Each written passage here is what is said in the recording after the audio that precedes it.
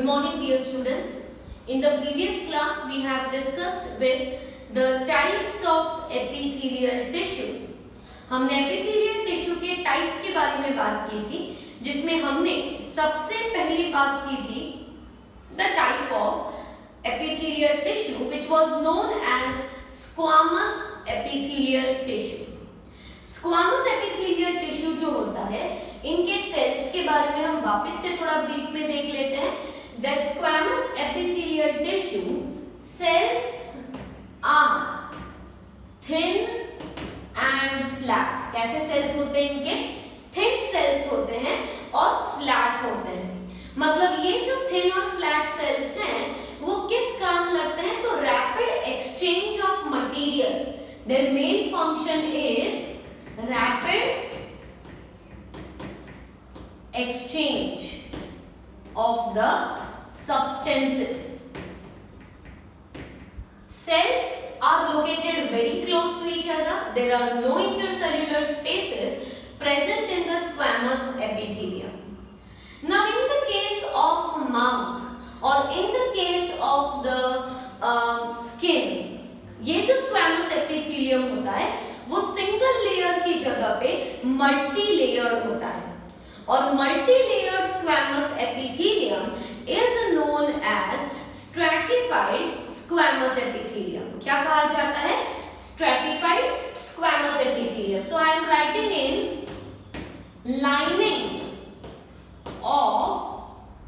In the lining of mouth as well as in the skin.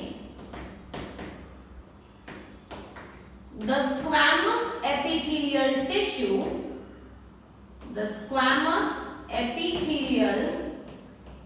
tissue is multilayer. Squamous epithelial tissue कैसा होता है? Multilayer. क्यों multilayer होता है? क्योंकि उसका फंक्शन प्रोटेक्शन होता है, राइट? वहां पे उसका फंक्शन कुछ एक्सचेंज करना नहीं है, वहां पे उसका फंक्शन प्रोटेक्शन का बन जाता है.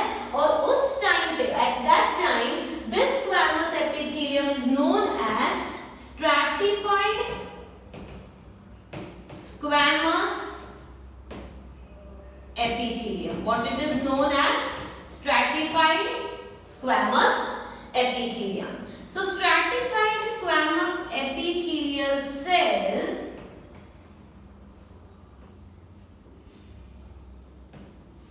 will be appearing as cells with irregular boundaries.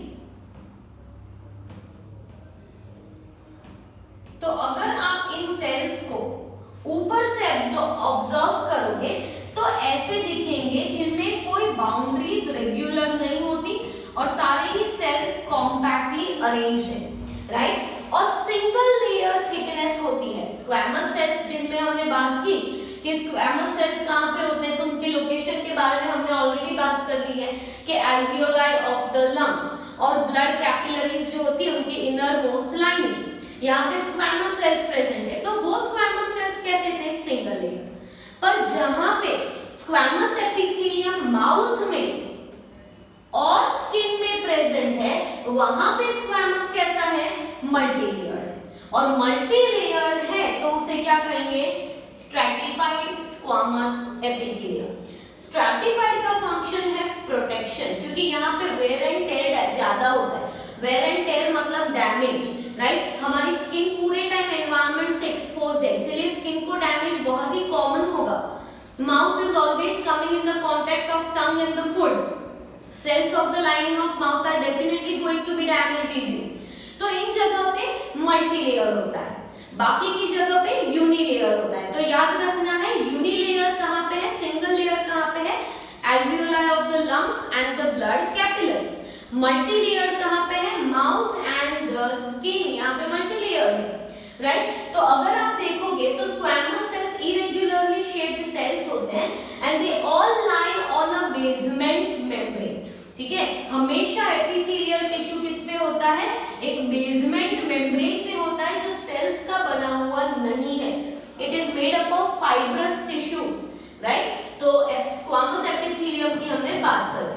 अब हम बात करते हैं columnar epithelium. Now at those places function is absorption and secretion। जहां पे मेन फंक्शन है कुछ चीज को ऑब्जॉर्ब करना या कुछ रिलीज करना। For example in the lining of intestine, in the lining of intestine, हमारे जो इंटेस्टाइन्स होते हैं, तो इंटेस्टाइन के सेल्स का काम क्या होता है कि कुछ सीक्रेट करना, एंजाइम को रिलीज करना डाइजेस्टिव ट्रैक्ट में, या तो कोई फूड को ऑब्जॉर्ब करना। तो उस टाइम पे हमारे एपिथेलियल टिश्यू जो इंटेस्टाइन में प्रेजेंट होती है वो कैसी होती है?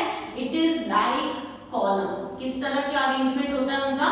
कॉलम लाइक अरेंजमेंट, एकदम इलोंगेटेड सेल्स होते हैं, right, cylindrical elongated cells lying on a basement membrane, right? So here there are columnar cells, they are column or pillar like cells। किस तरह के सेल्स होते हैं? कॉलम और पिलर लाइक सेल्स जो हमारे इंटेस्टाइन में प्रेजेंट है। और इनका फंक्शन क्या होता है? तो इनका फंक्शन होता है रैपिड अब्जॉर्प्शन या रैपिड सिक्रीशन। ऐसे ही columnar cells they are also present in the respiratory tract. Respiratory tract में भी होते हैं, पर वहां उनके पास होता है सीलिएटेड कोलमनार एपिथेलियम। मतलब कोलमनार सेल्स तो यही होते हैं, पर कोलमनार सेल्स के ऊपर होता है एक छोटा सा प्रोजेक्शन जिसे कहा जाता है सीलिया। और ये सीलिया जो है वो क्या करता है कि रेस्पिरेटरी ट्रैक्ट में, हमारा जो रेस्पिरेटरी ट्रैक्ट है उसमें एक स्लाइमी स्टिकी फ्लूइड रिलीज होता है जिसे कहते हैं म्यूकस। अब ये म्यूकस अगर वहीं का वहीं रहेगा तो हमारा रेस्पिरेटरी पैसेज ब्लॉक हो जाएगा। अगर इस म्यूकस को आगे निकालना है so that you can throw it out from your neck, तो वो जो म्यूकस है उसको मूव करना पड़ेगा। So movement of the mucus in the respiratory tract is only possible due to some outgrowth projections like cilia. ये cilia जो है वो म्यूकस को पुश करते हैं so that the mucus can either enter down or it can be removed out through the coughing और spitting out, right. तो यहाँ पे ciliated columnar cells they are specially assigned for removing the mucus। तो ऐसे कोई भी sales होते हैं जिनके पास सीलिया होता है, उनका फंक्शन क्या होता है कि यहाँ पे प्रेजेंट कोई भी सब्सटेंस को आगे की तरफ धक्का देना, ये काम करता है सीलिया। क्योंकि सीलिया की मूवमेंट होती है लैशिंग मूवमेंट, राइट, तो उसकी मूवमेंट की वजह से वो जो भी सब्सटेंस वहां पे है that can move forward. Similarly female के फेलोपियन ट्यूब्स में एग जो बनता है, ये एग का फॉरवर्ड मूवमेंट भी सीलिया की वजह से होता है, because cilia is responsible for moving the egg forward in the fallopian tube. So that is one more example, right. Columnar cells का मेन फंक्शन होता है कुछ ऑब्जॉर्ब करना या तो सीक्रेट करना। मेनली ये प्रेजेंट होते हैं कहाँ पे? इंटेस्टाइन में। और ये सेल्स दिखने में कॉलम या तो पिलर टाइप सेल्स होते हैं, मतलब इलोंगेटेड। यहाँ पे सेल्स कैसे थे? फ्लैट सेल्स थे। यहाँ पे सेल्स कैसे हैं? कॉलम लाइक सिलिंड्रिकल इलोंगेटेड है। और यहाँ पे ये मेनली प्रेजेंट रेस्पिरेटरी ट्रैक्ट में भी होते हैं, पर जो रेस्पिरेटरी ट्रैक्ट में प्रेजेंट है उनमें क्यों ये कॉलम लाइक सेल के साथ साथ सीलिया प्रेजेंट है।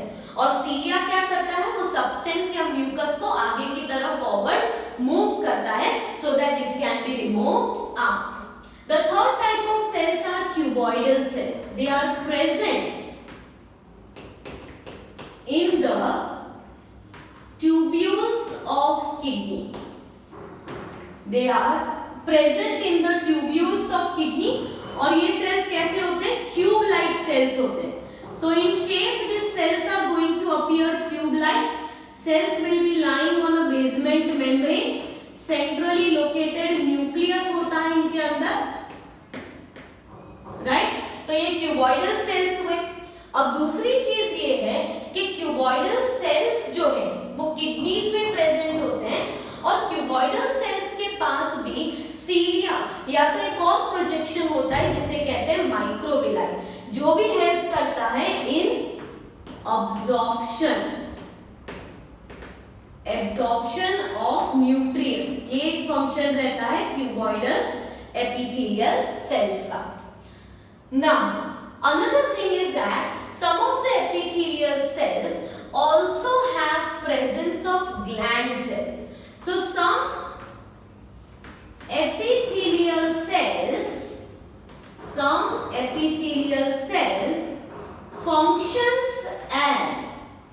functions as gland cell. अब किस epithelial cell को gland cell कहा जाएगा? तो जो epithelial cells सिक्रीशन का काम करते हैं, that is secretes either enzymes or any secretion or any other secretion. For example, salivary gland. तो salivary gland जो है वो epithelial tissue है, पर salivary gland रिलीज क्या करता है? सलाइवा। तो वो जो epithelial है उसे ग्लैंड्यूलर एपिथेलियल कहा जाता है। क्या कहा जाता है? Glandular epithelium. So those epithelium that is involved in secretion of substances is called glandular epithelium. So here we complete our topic of epithelial tissue. In the next class we will begin with the next type of tissue, that is the connective tissue.